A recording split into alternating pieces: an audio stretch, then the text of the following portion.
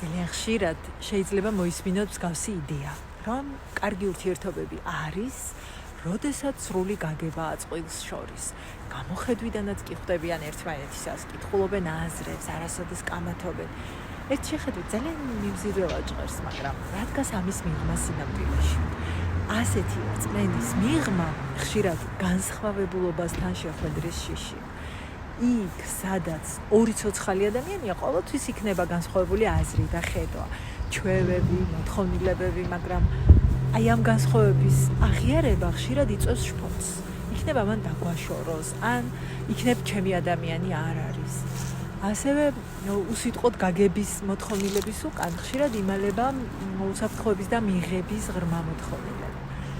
ადამიანს იმდენად უნდა იყოს მიღებული და საყვარელი, რომ მანამდე ცდილობს პარტნიორის აზრების ამოცნობას, ვიდრე ის სიტყვებად ჩამოყალიბდება.